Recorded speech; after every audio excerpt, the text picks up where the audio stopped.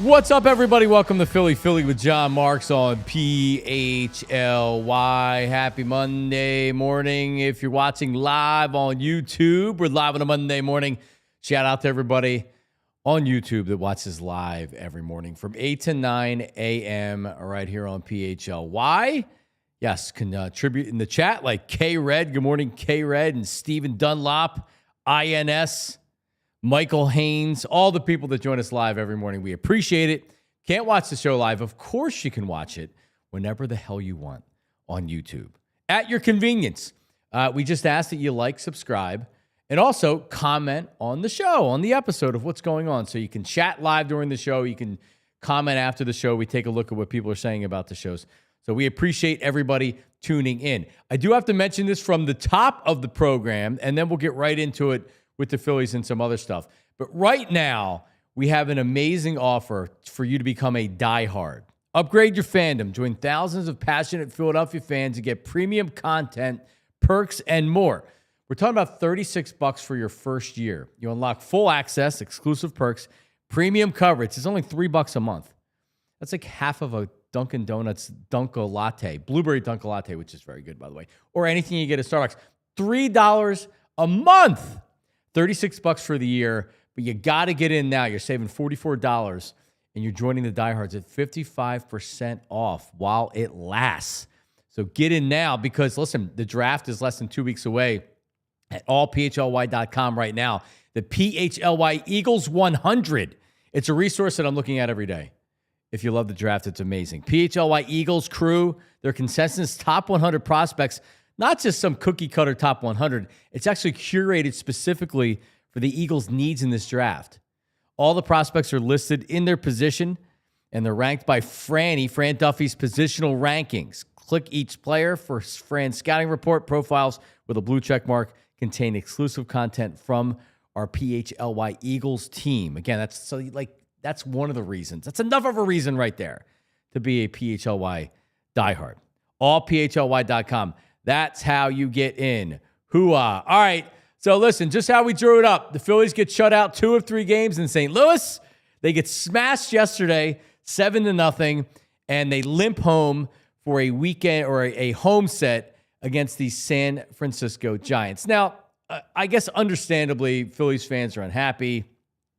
Freaking out is probably what most people are doing, but certainly very unhappy with the state of the team right now. So let me say this, that part of the issue is a feel. And it's a feel for, okay, I know that there's a lot of baseball left, and I know they've only played 15 games.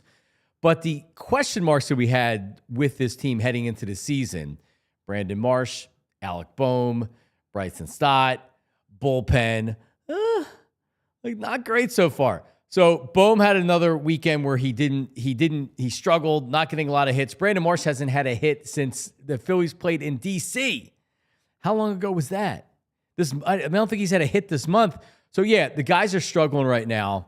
And it was a tough watch. It was a tough watch yesterday. Even the game that they won was a tough watch. Like the Phillies right now are struggling.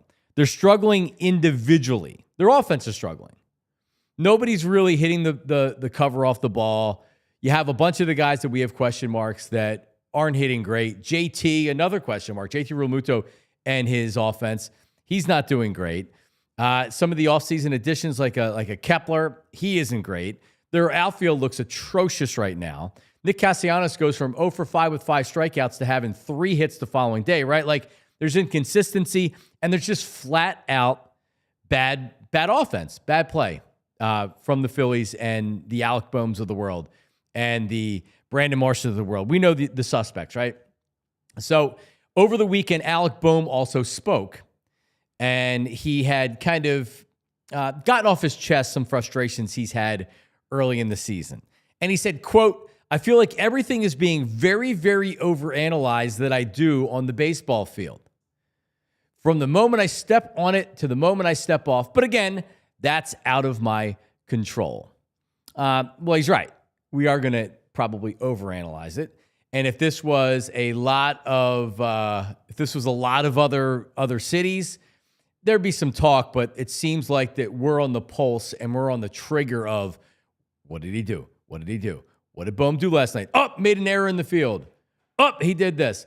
He did that. Right? Like we are very much in overanalyzation mode of Alec Bohm, which is fine. That's what's going to happen when you kind of have a meltdown last year in the playoffs, when you're a high first-round draft pick, a top 3 first-round draft pick, when you were being shopped in the offseason and the Phillies couldn't get what they wanted, so they brought you back.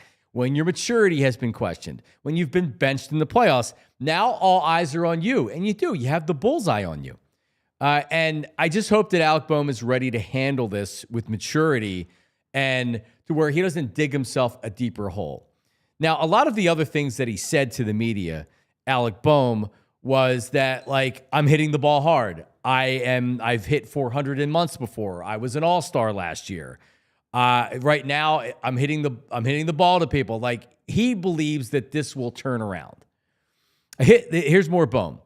I hit the ball hard, do my job, do what I can, show up, work hard, prepare, go up there and take my at-bats. The results aren't happening right now, but at some point this year, they're going to happen, and I've got to think for some extended period of time, I'm going to get some luck too. When we look up at the end of the year, I'm going to be right around 280. I'm going to be right around 100 RBIs. I'm going to be right around everywhere I'm supposed to be. And I agree with him. I still don't have much concern about Alec Bohm. I could sit here and I could point to analytics and exit velo and all these other things that show like, hey, he's actually hitting the ball very hard. He's just unfortunate with where the ball is going. So I'll just mention it like that without getting any deeper into those numbers.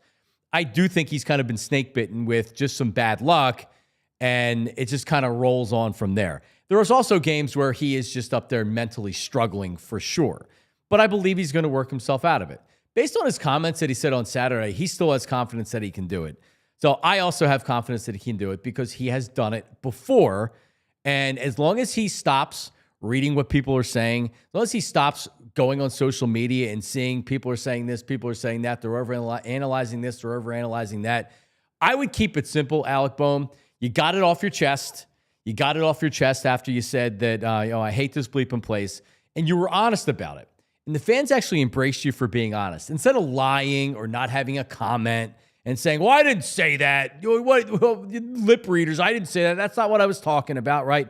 No, he came out and he owned it, which I thought was great because we said, you know what? I think we can relate to struggling. He's struggling right now. We can relate to it. He turned his season around. He turned his Phillies career around.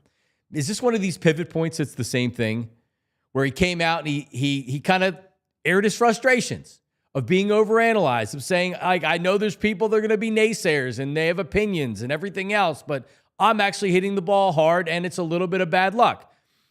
I think that this is very good for Alec Bohm, that he still does have his confidence, because I do believe that he is going to work his way out of this. Now, Brandon Marsh, and Tyler puts this up there. Brandon Marsh's last hit was March 30th. He's 0 for 24 with a 172 on-base percentage in April, which is almost impossible. So you take in each case individually. I think Alec Bohm's going to be fine. I don't think Brandon Marsh is going to be okay. And if you're looking for a huge weakness on this team right now, it's the outfield. Brandon Marsh. Rojas, who actually is playing pretty well. I have more confidence in Johan Rojas as an outfielder for the Phillies than I do Brandon Marsh. And it's not even really close right now. Castellanos is streaky, but he's productive. I don't know. I don't know what to say about this outfield other than they're just not productive right now. And you just want to know what the upside is. Kepler was supposed to be this under the radar, although it's a 1-year contract, but it's $10 million and lot of predictions in the offseason or in spring training that he could have this kind of breakout year and have this great year. I'm not seeing it, and he certainly hasn't had it so far. So you have an outfield that's really struggling. You have Trey Turner that's kind of You have Bryson Stott that's probably a little bit better than but it's still kind of Bohm is Harper hasn't been hitting the ball well. Schwarber's been their best offensive player, and JT hasn't been good. So this offense has sucked this year. And it has not been fun to watch. It hasn't been fun to watch, and I think that it's fair to have concern about this offense because it seems to have regressed year over year over year now with this year. We saw the regression last year in the playoffs. We saw the regression in the playoffs the previous year, and now we're seeing it this year.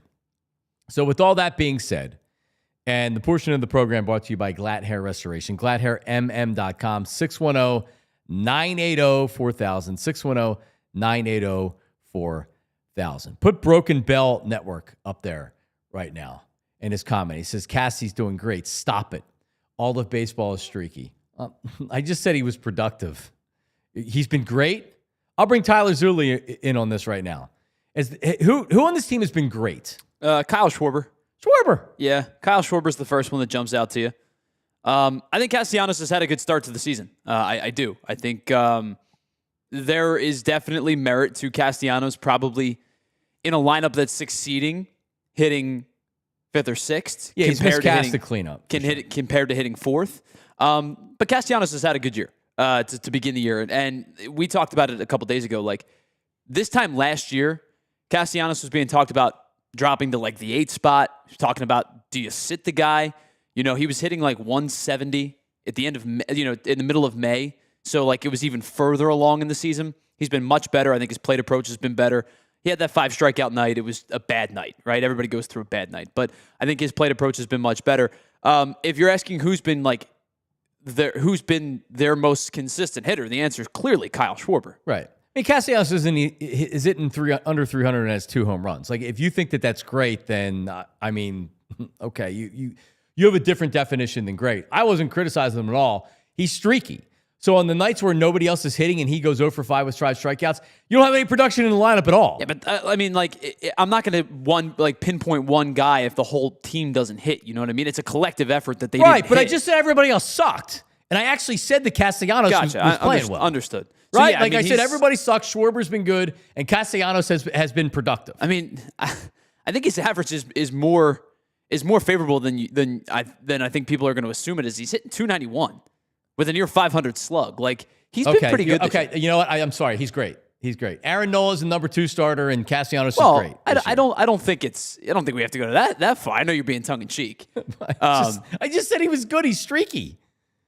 I don't know. All right, so whatever. To your point about Bohm, because you bring up the unlucky, the hard hit, type of thing. And I talked about this a little bit on Friday. There has to be a balance between you're recognizing, yes, he's getting unlucky because the metrics tell you, right, expected batting average is much higher than his average, expected slug.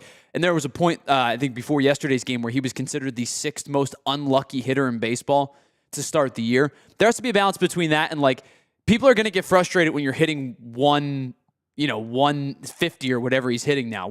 Exactly 150. But yes, he's right. His squared up percentages are through the roof. He's not swinging and missing a ton. His average exit velocity is good. So you have to understand time and place with this conversation. As a fan, people are going to look at your box score, right? And they're not going to say, hey, he smoked the ball at the shortstop. Details don't matter. Right. And so it matters for your process. As a hitter, it matters to you because I would much rather that than him dribbling into double plays or tapping one over to the shortstop. Agreed. So if he's hitting the ball hard for his process of hitting, that's important because it means he's closer than his numbers appear. The fans are going to say, bro, you're hitting 150. You've walked once and you're seeing 3.2 pitches per at bat. There has to be a balancing act between the two that I think he hasn't quite found just yet, but neither has the overarching fan base. Yeah. You know what I mean? I think he's not productive, but his swings have been better than what he's getting credit for. Right. Agreed. All right. So overall, the team's 9-6, and they're not playing particularly well. Their starting pitching was supposed to carry them for the most part. It has. I know Wheeler was a little bit. His command wasn't great yesterday. He didn't have his best outing. But when you don't score any runs, what the hell does it matter, right?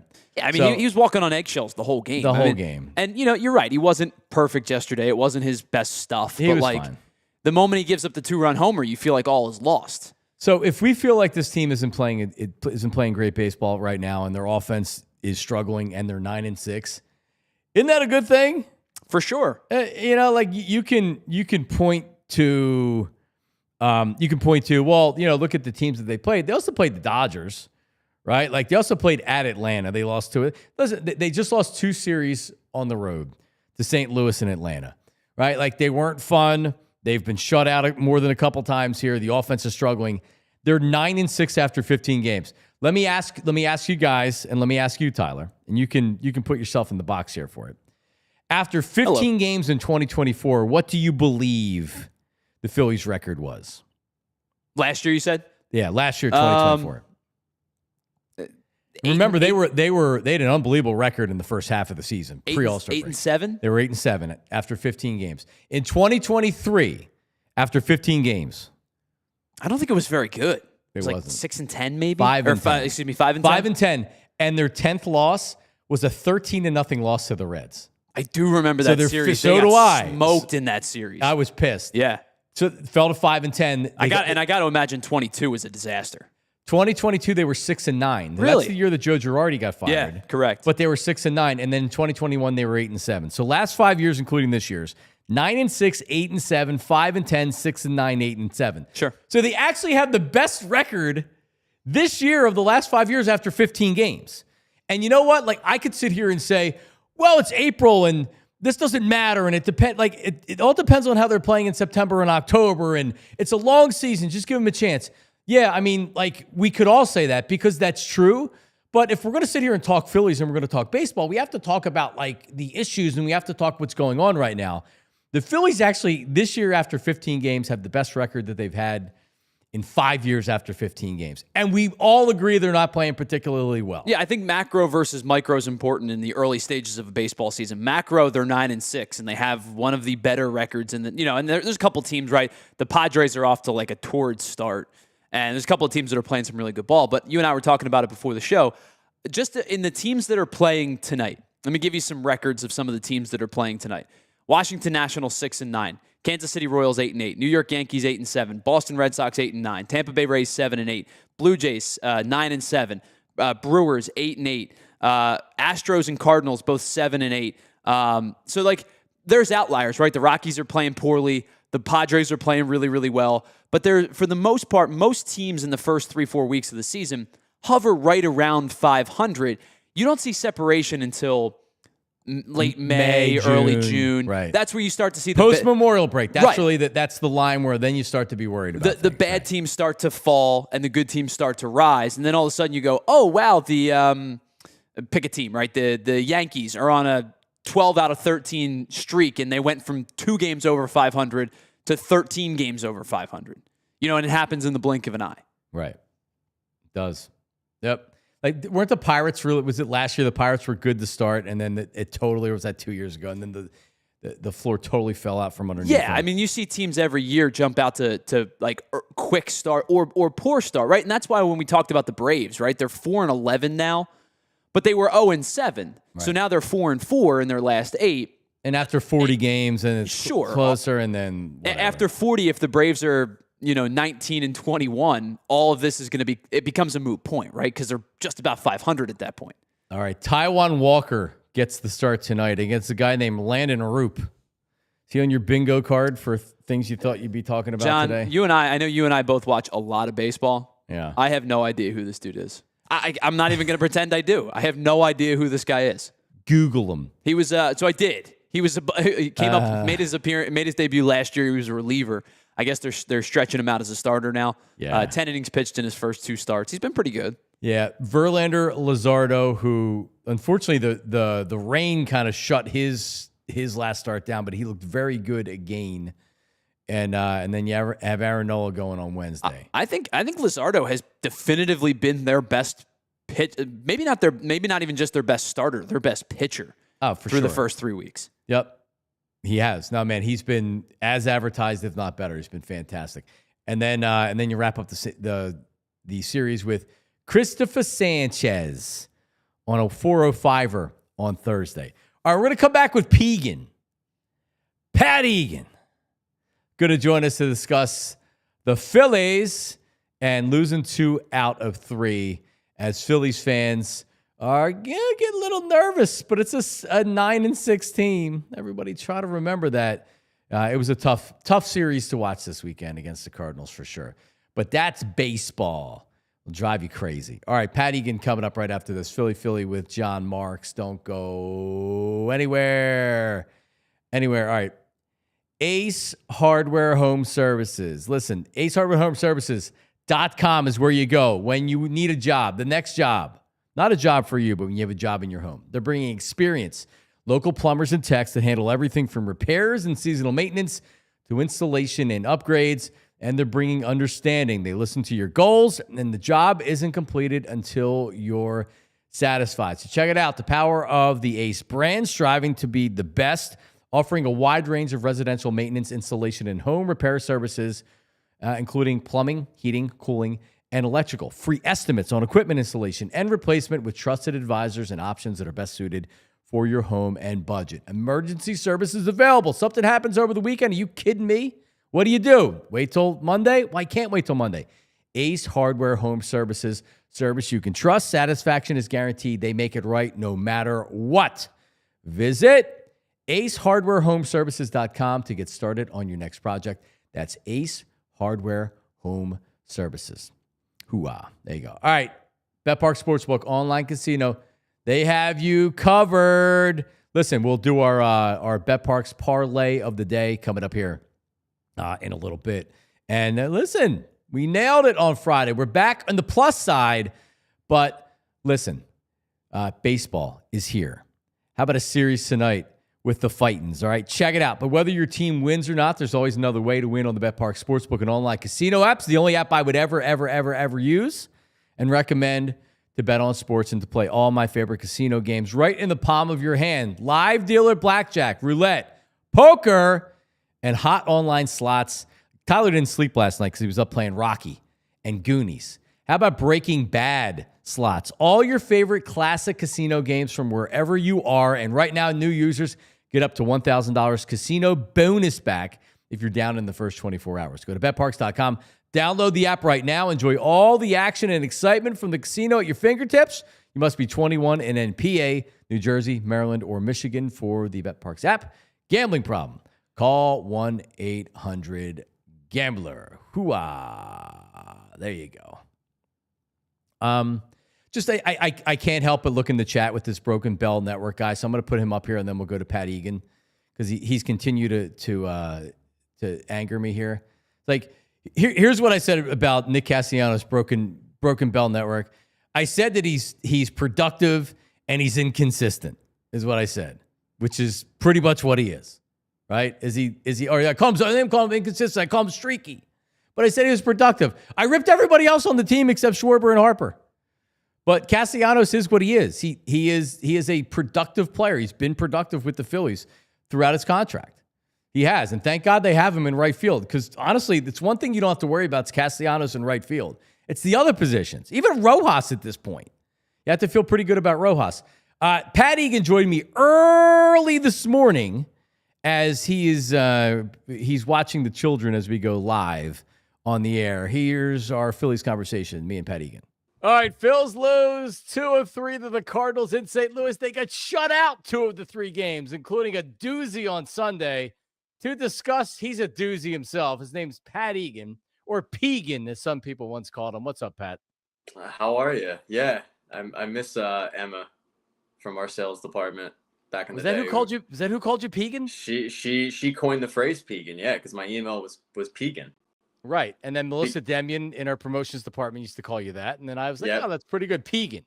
Yeah, because when I started, there was already Pat Gowan. He had cornered the market on Pat at. And I got thrown to the wayside, even though I was there before him. You kind of look like a Pegan, just to say. Not a pagan, a Pegan. Yeah, no, it fits. Like, I'm self-aware. Okay. All right. Well, are the Phillies self-aware, Pat Egan? Or is it because like they're 9-6, right? So after 15 games, I looked and I said, all right, what was the team's record after 15 games? They were 8-7 last year. The year Girardi got whacked, they were 5-10. And like you could look each year and say, all right, well, like it's not even a slow start. They've had a better start this year than they've had those years.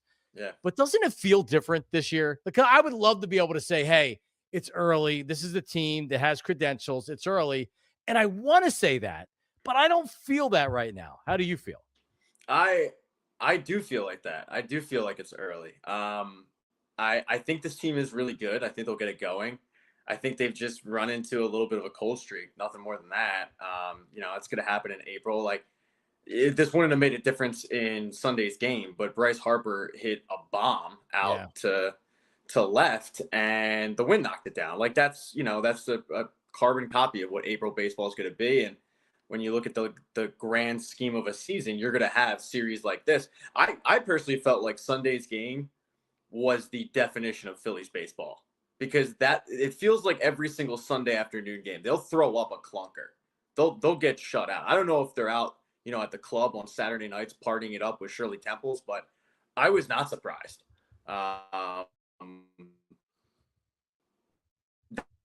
they got shut out. I was more surprised that they got shut out than anything else. But yeah, I'm not hitting the panic switch yet. I'm not saying you are, but I was pleased that, they took the Dodgers. I was pleased that they took the Rocky series, the National series. You didn't really know how good they were. Then they took the Dodgers series. It seems like they've broken the Dodgers. Right, they have. And they're going to end up, and then they're going to end up losing a couple series, and that's what's happened.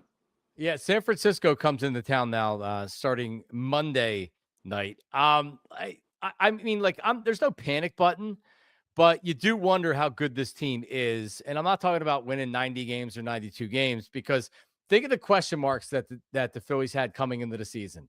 Brandon Marsh, Alec Bohm, Bryson Stott, who's somebody else that I'm thinking about. Kepler was new in left field, but still, like, he hasn't been great so far. And Marsh and Bohm are downright offensive right now.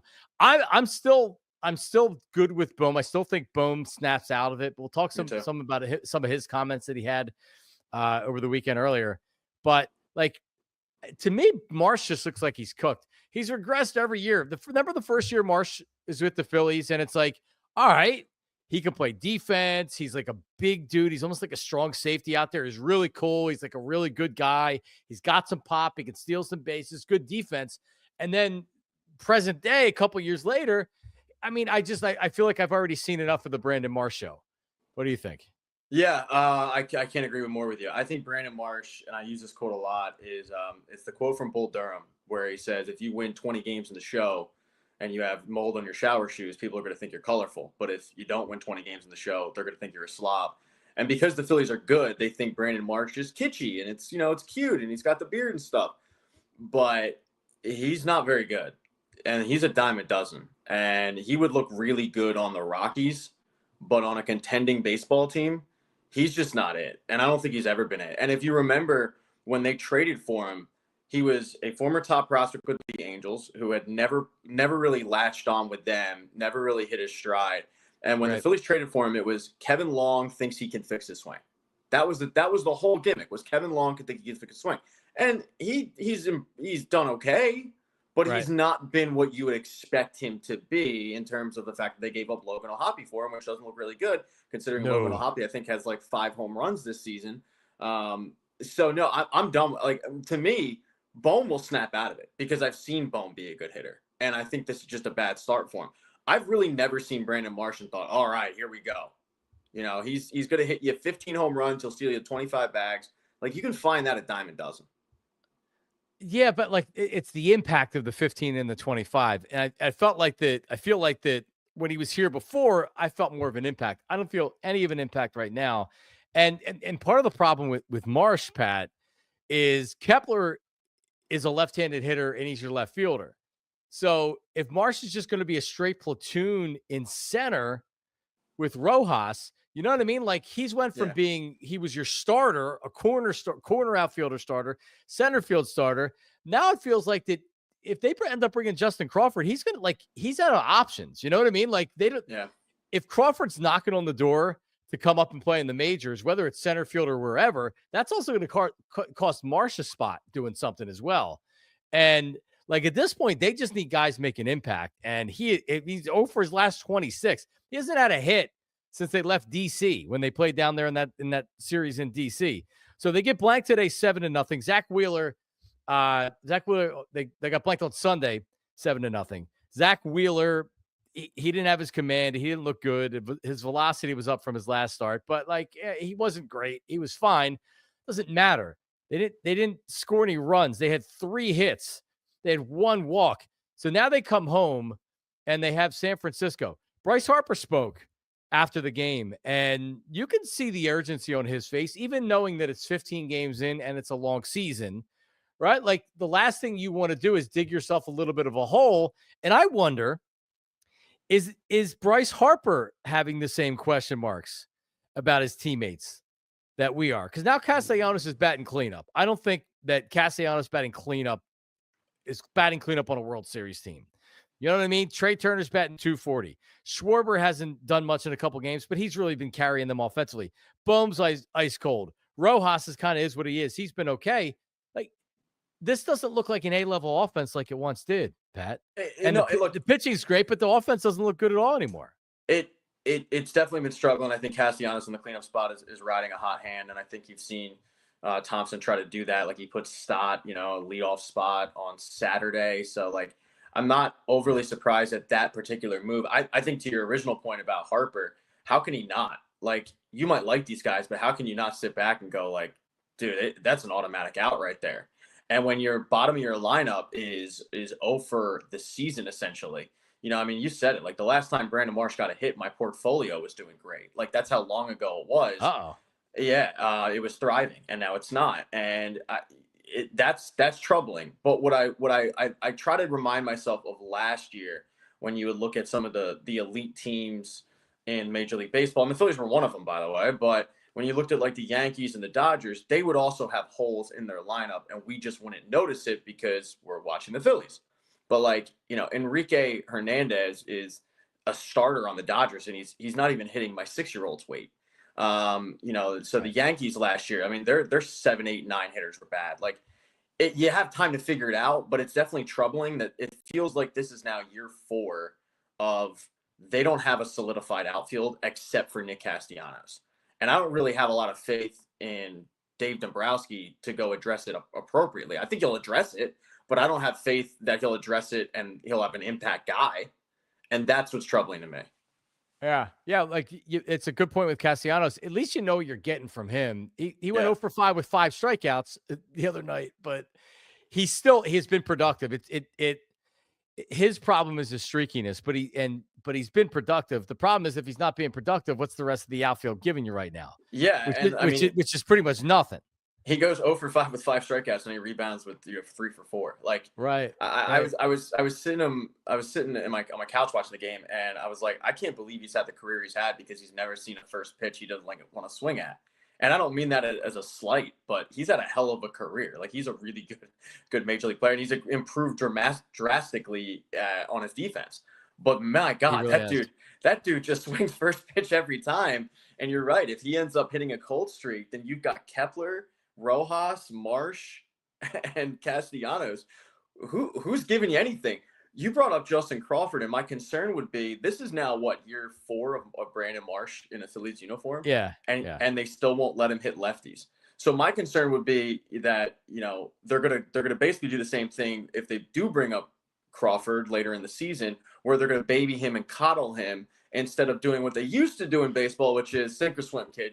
We don't care where you're playing every day against everybody. And that's what I'd want to see if they do bring up Crawford is I want to see him play against everybody. I don't want to see him only play against lefties or righty or blah, blah, blah. But with I was even a part of this movement for a while. Come on, man, let Brandon Marsh play against lefties. Come on, man. How's he ever going to learn? You got to put him in there against the good left-handers. And now you know why they didn't do it. Because he can't hit lefties. Every opportunity he's been given, there's no more excuses. Kevin Long, Bob Long, whatever Long you want to put there, he can't hit left-handers. Chris Long, thank you. His approach to the plate, like at least with Justin Crawford, Like the problem I have with Justin Crawford, who is, if you don't know, he's at AAA. He had a pretty good start. Didn't see what he did this weekend, but he had cooled off a little bit, at least before the weekend started. But he also has no power. Now he has good speed. He can get you triples. He can get you doubles. But his game is power and plate discipline. He's not up there just swinging. He knows how to work the count. He sees a lot of pitches. He knows what's coming. He's more of an advanced hitter than Brandon Marsh is right now. The problem is he's left-handed. All right, so you're going to bring Crawford up. So now what do you have? Rojas, Crawford, Castellanos, Kepler, and Marsh? You have two right-handed bats in there. Yeah. And they may be your best bats too, by the way. Yeah, I mean, you brought, I like the idea. I don't really care about the power situation because this team has, I feel like, enough power. I mean, obviously you could always have more, but I like the idea of a guy that gets on base a lot at the bottom of the order, so that when a Kyle Schwarber comes up, there's actually guys on base. But to your point, I mean, the lefty righty thing, I've never really been a huge, dead set lefty righty matchup guy, but that is pretty heavy lefty in the whole lineup. And then you look at the outfield, it's not great. I mean, the Kepler experiment, granted, it's August, it's not even Easter, but he hasn't been good. And we, at this point, to your point, know what Marsh is. I still think Rojas is better. I'll die on that hill until I'm proven wrong. But I want to see more of Rojas at this point than I do Brandon Marsh. Yeah, I think at the very least Rojas will give you better defense in center. This isn't the best time to say because he had the gaff Thursday or Friday or whatever. Thursday. Yeah, so not the best time for me to die on Rojas Hill, but his speed at least is a weapon. And Brandon Marsh, I feel like he comes up and it's the same crap every game, man. It's he's flailing at pitches and he doesn't look good. And yeah, at this point, Kevin Long, Chris Long, Howie Long, no one can fix this guy. He is what he is. Long River, which used to be a Chinese place that when I lived in the high rises in Fairmount, it was Long River. And the only reason I knew about it is because they would throw menus at your door. Yeah. So I was like, oh, Long River. And the price was decent. And you get a combination platter. So it's pretty good. It's not great, but it's pretty good. And then I saw where it was. No, never again. It was next to the porno movie theater on Market Street. Yeah, the last adult theater they had. The Forum. Yeah, you used to go there all the time. All the time. Yeah, I was there for the farewell tour of the Forum. Yeah, right. It's no longer there. Harry Peter and the Chamber of Sequence. That was the last movie that played. That was a fun one. That was. But Long River was right next to it. So it's like if you know this disgusting Chinese place is right next to an adult movie theater, it's not a that place. Wouldn't bother me. That wouldn't bother me at all. Well, it doesn't surprise me. Pat, Alec Bohm bothers me. Actually, never the first time he said I bleep and hate it here. Yeah. And I went on the air and I was like, this guy will never succeed in Philadelphia. No chance. You can't, you need to be able to take it. And I know it's not easy, but you can't be caught lip syncing what you said. And then he admitted it. And he talked about it, and it actually helped propel him, right? Kind of like with Brandon Graham. When he admitted that he blocked everybody because he hated the negativity, I think people were like, you know what? I understand that. Yeah, totally. All right, PG. Yeah. And I was too. And ironically. And it feels like with Bohm, it's the same kind of thing, at least back then. But now, so his comments that he said over the weekend, he said, I feel like everything is very, very overanalyzed that I do on the baseball field. From the moment I step on to the moment I step off. But again, that's out of my control. He said, I guess the game's trying to teach me a lesson, maybe. And went on to have some other comments. But he said, go ahead. Everywhere I turn, it's, look at your expected numbers. Look at this. Keep your head up. It's going to be okay. I just keep hitting balls hard and they keep going to people. There's really nothing I can do about that. I know eventually everything sort of evens out. I know that I've hit well over 400 for an entire month in the league multiple times. As far as me being worried about anything, no, but I'd like it to end. And he goes on, he says some other things. He's got to block this stuff out. I think what he said was hey, listen, I've done this in the league before. I'm going to do it again, is very encouraging. But this is how it is in Philadelphia, whether it's baseball or football. We're going to overanalyze everything. And we're not going to apologize about it or change. And we're going to continue to overanalyze it until we decide we're not going to overanalyze it anymore. And I just hope that he realizes that and he's able to pull himself out because we're not going anywhere. No, they need him. I'm not planning on it, although I do have, I got my my passport just in case I got to flee the country. But I don't necessarily blame him for the comments because when you think about it, you're right. We're not going anywhere. We do happen to overanalyze. I think me and you have talked about the fact that like baseball fans forget it's not football season. It's not 16 games or 17 games. It's 162. And we tend to look at it like from a football lens. With that said, when you look at his entire career, I feel like it's been constant criticism, whether it be for his lack of power when they drafted him 3rd overall at Wichita State, whether it be for the fact that he's a butcher at third base and he'll never stick at third base, and do we move him to first base, and well, he can never improve at third. And then now it's it's the struggles that he had in the postseason, but also now it's the start of the season. And to compound that, this is a really bad time for him because they just played a series against the guy that Phillies fans, some of them at least, wanted, in Nolan Arenado, who had a hell of a series. He had an unbelievable play at third base. And some Phillies fans are going like, wait, we kept Alec Bohm when we could have had this guy? No, we have no idea if they could have had Nolan Arenado. But that's the way some Phillies fans are looking at it. And then every time he fails to get a hit, it's like he's kind of the whipping boy a little bit. And I think it's unfair criticism a lot of times because while I look at him, and I said this earlier, I think he'll get out of it. Like I don't think Brandon Marsh is getting out of it, but Brandon Marsh has a cool beard, so let's love Brandon Marsh. I feel for the guy, like I do. Like I'm very mentally soft, and I can't imagine what he's going through with the constant criticism he's dealt with. In a way, I guess that's what happens though when you get drafted 3rd overall, right? Like you're expecting expectations, brother. Yep. Yeah, you're expecting that all-star. Jesus, I mean, Ryan Howard got criticized later in his career. And that dude put up Babe Ruth numbers. He had 58 home runs in a season. They won a championship. Yeah. You know what? When you ground out into double plays or you strike out, which Ryan Howard did a lot, that's power hitters, right? You get tired of it after a while and you start to hear the jeers. Like I loved Ryan Howard. I was frustrated his last couple of years when he was playing here. You know, you regress, but I don't think Bohm has regressed. I think, Pat, to your point, we've seen him be very productive. If he can have 35 doubles in a season and 18 home runs, he's not your prototypical cleanup hitter. He shouldn't be batting cleanup, but he's productive. Yeah. Right? He's a good hitter. And here's another thing. So I remember saying this to him in spring training when I interviewed him. I said, there's a lot of people that don't think you can stick at third base. Like, do you know people say that? And he's like, oh, yeah. He's like, I worked really hard. He's like, I can stick at third base. And he actually got better. He's not he's not bad at third base. He's an average third baseman.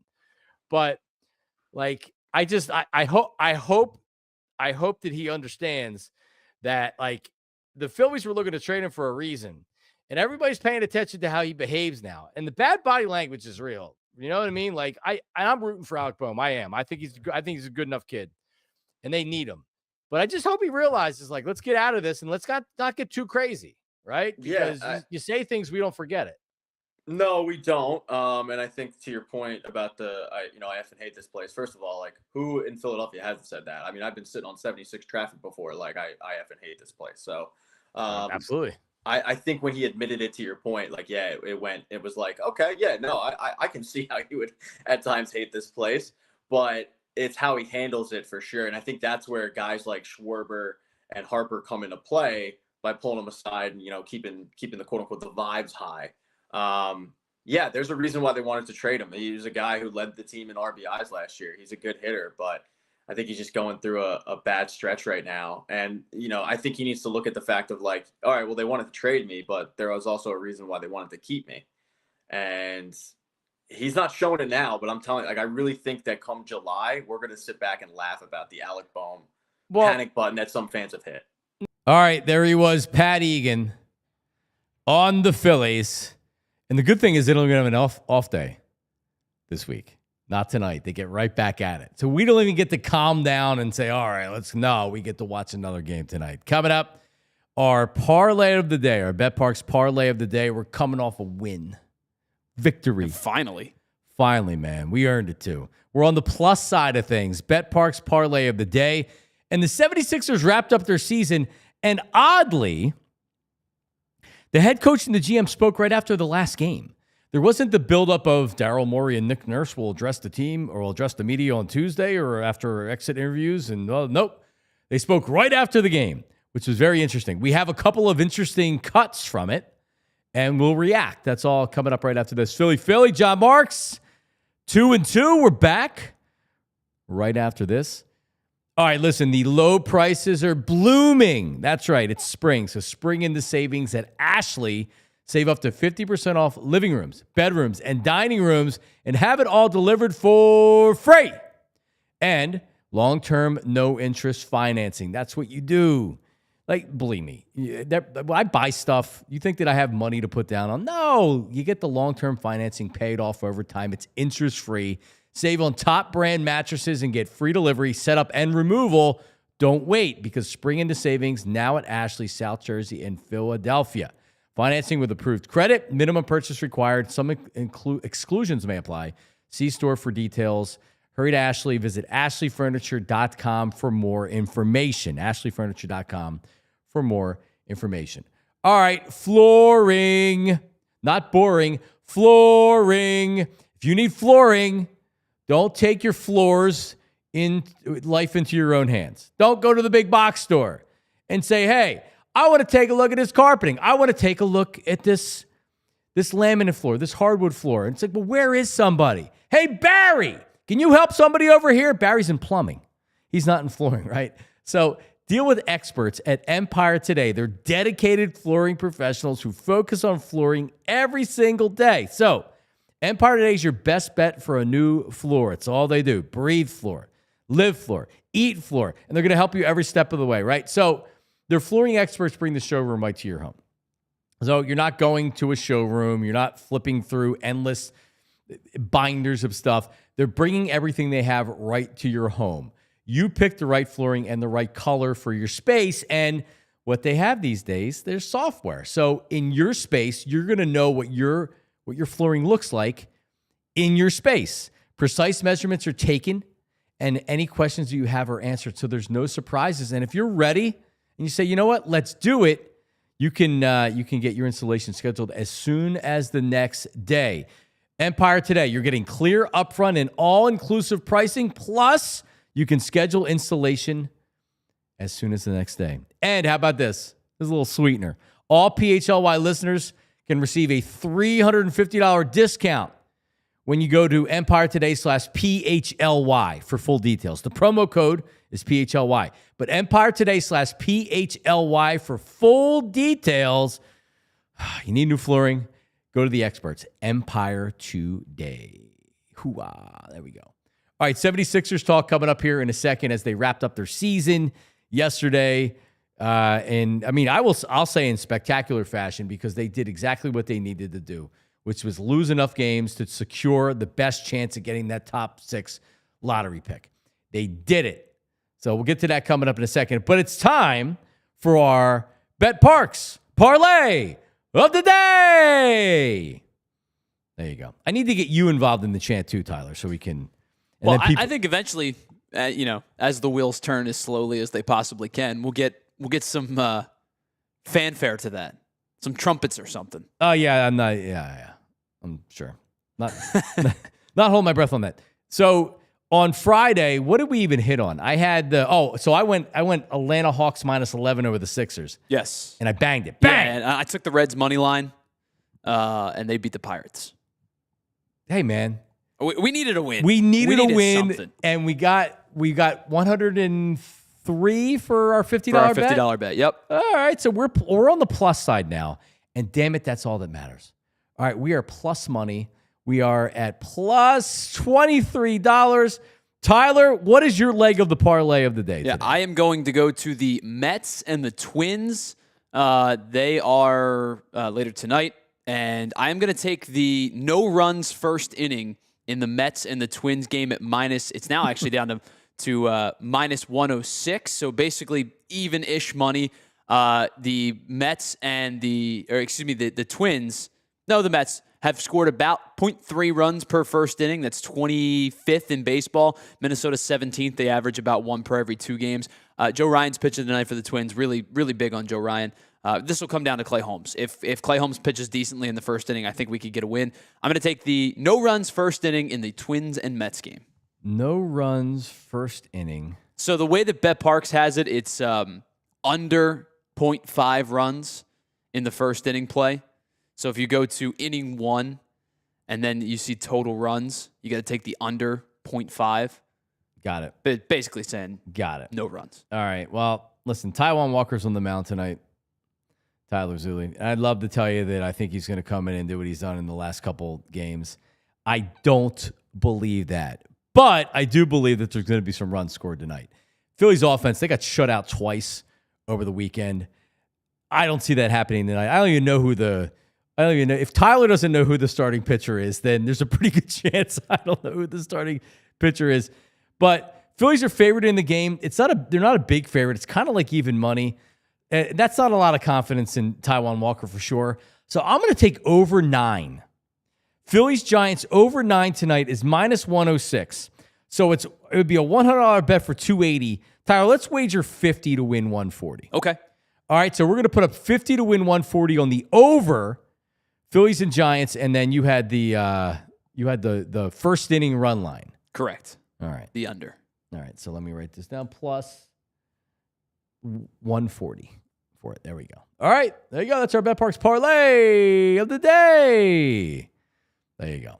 All right, so were you impressed with the way the 76ers ended the season there, Tyler Zuli? Somebody tweeted the other day, they were like, do you think you can out-tank the Sixers? The Sixers invented tanking.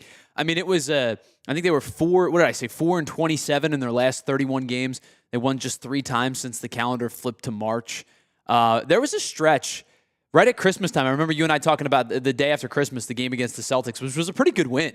I think they improved to 13-17, and they ended up winning like 14 of their last 45 games. And that's when the Sixers decided we're going to push Embiid to play because we feel like we can make a playoff run here.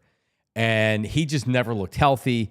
Listen, there's a couple different positives of this season. I mean, what are they? Jared McCain looked like he has real potential, and then he got injured, unfortunately. But he looked like he was going to win the Rookie of the Year. But now you feel like you have 2 young guards that are dynamic. What else? Quentin Grimes looks like he's a rotational player. Daryl Morey, and we don't have this cut, but he did talk about yesterday at the season-ending press conference, he talked about they've positioned themselves to bring Quentin Grimes back. So he certainly looks like a good third guard for the Sixers. You hope you're able to keep your first-round draft pick. If not, like, it's out of their hands now. Yeah, the unfortunate part is they secured the 5th worst record, but by percentages, the most likely pick that they end up with, I think at like 26-ish%, is 7. Yeah. Which if it's 7, Oklahoma City's going to get that pick. That's not their pick. Yeah. No, so you need... The worst you can go is 6. Like, you don't have a lot. I mean, now you have percentages of like 10% of getting 1 and 12 and 15% of getting like 3 and 4 and whatever. The percentages are much greater that you do retain your pick than that you don't. But 27% is not a 0%. You know what I mean? Yeah. So, like, there is a chance that Oklahoma City ends up with the pick, and Sixers fans are going to be really pissed. Yep. Well, they did what they had to do, which was lose as many games as possible, and they did it. But not a lot of reasons at all. I mean, you can call it a wasted season. You can call it what you want. But if there are still Sixers fans out there that still believe this team is currently constructed with this core is a championship contender or even a championship winner, like, all right, man. Well, and it's funny too. I think Stephen Dunlap mentions this, and I know it's like, we say it kind of facetiously, but I do still think there is some semblance of like the NBA hates the Sixers for what they did with the process. And they're like, fan Tyler, like, to strip the objectivity away, fan Tyler, like there's a piece of me in the back of my brain that's like, these ping pong balls are going to fall and they're going to get 7. Like there's just this innate, I can't shake doom feeling that they're going to end up as the 7th pick. They upset the basketball gods. They pissed somebody off. And we are still reaping the effects of that right there. All right, so we have a couple Daryl Morey cuts here. What's the first one that... He talked about Joel Embiid and yes. and I think Keith Pompey asked him about Joel's health and how things will transpire. Here it is. What gives you the confidence? I mean, Joel's only played 58 games in 2 seasons.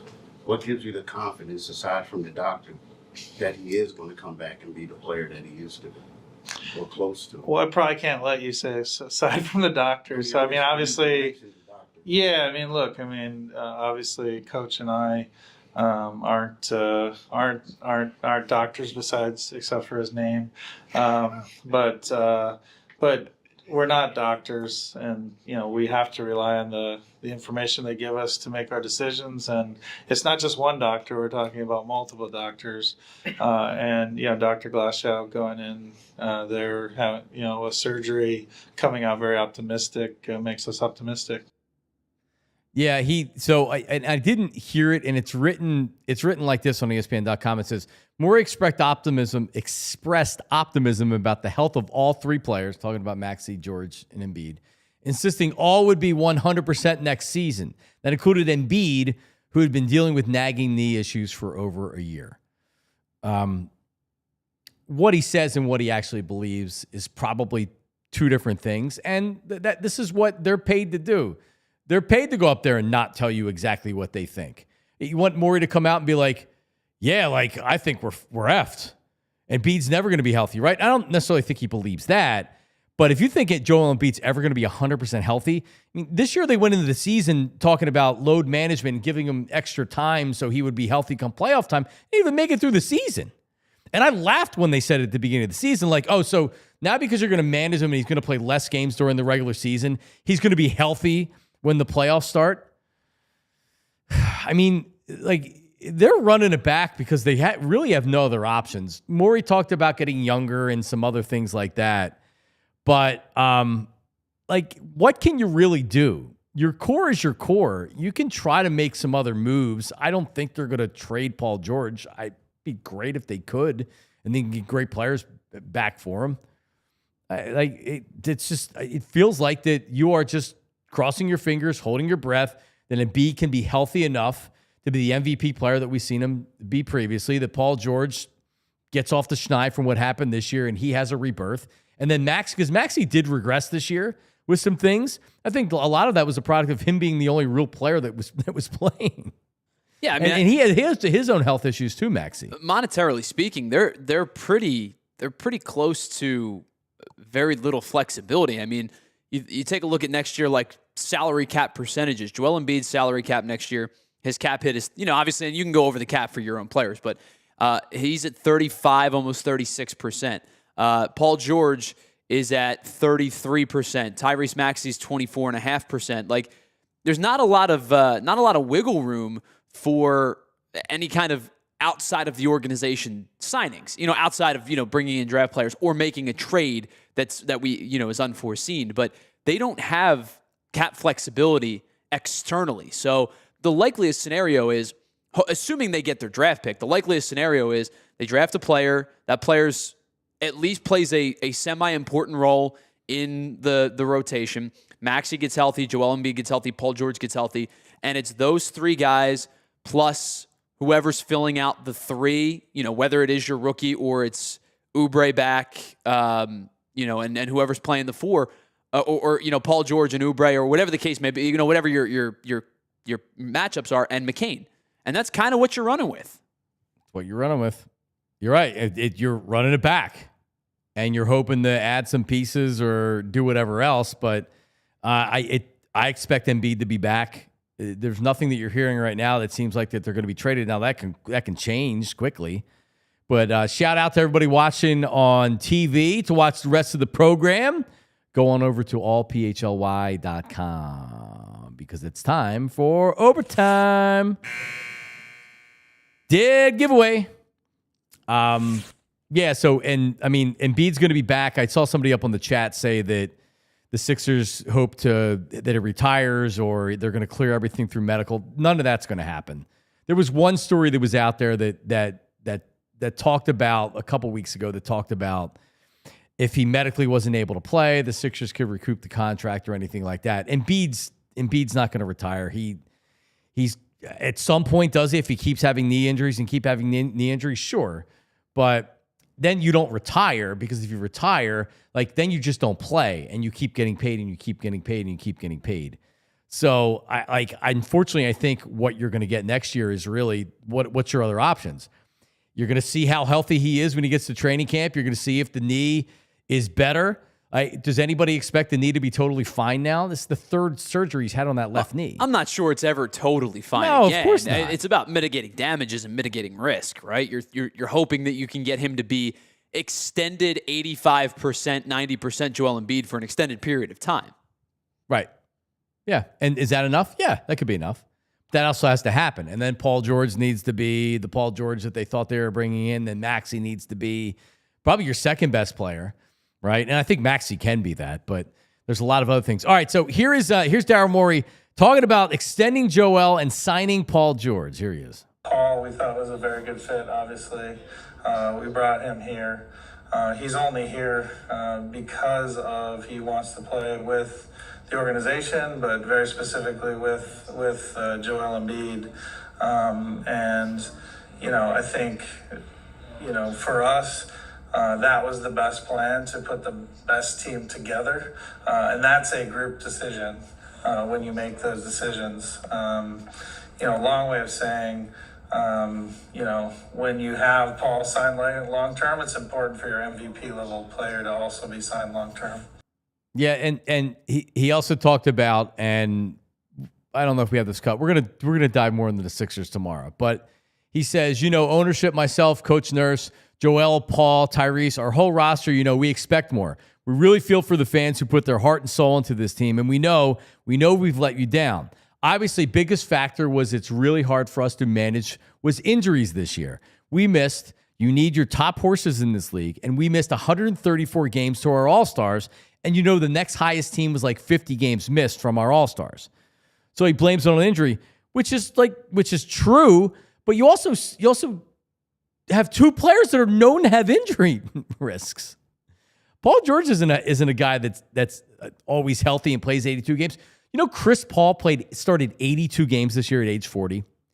He started 82 games at age 40. Old school Kobe Bryant mentality, man. Old school. These guys are never going to be able to do that. They're never going to be physically able to do that. You're just hoping they can play 60 to 65, and when they play, they're effective.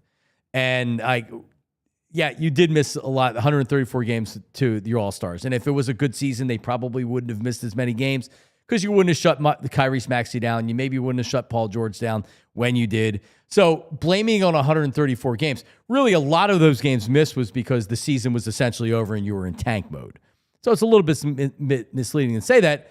But if you're looking for the lead of the 76ers season, yeah, it was injury. It was Joel Embiid wasn't healthy enough to play. He started the season not healthy enough to play. He played not healthy enough to play, and he has knee surgery at the end of the season.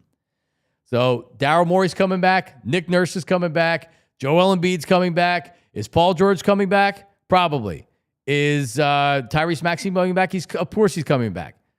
So listen, they're gonna have to figure it out. I mean, I don't know how they do it. Here's the thing: of the not like young guys, right? The Justin Edwards of the teams and the Jeff Dalton, the guys that are going to be restricted free agents. Here's who's unrestricted this offseason: Kyle Lowry, who made $2.3 million, Gershon Yabusele, who made $2.3 million, and then you've got club options for Justin Edwards, Jared Butler, and Lonnie Walker at about $7 million for the three of them, and then player options for Kelly Oubre, Andre Drummond, and Eric Gordon at about $17 or $18 million for the three of them.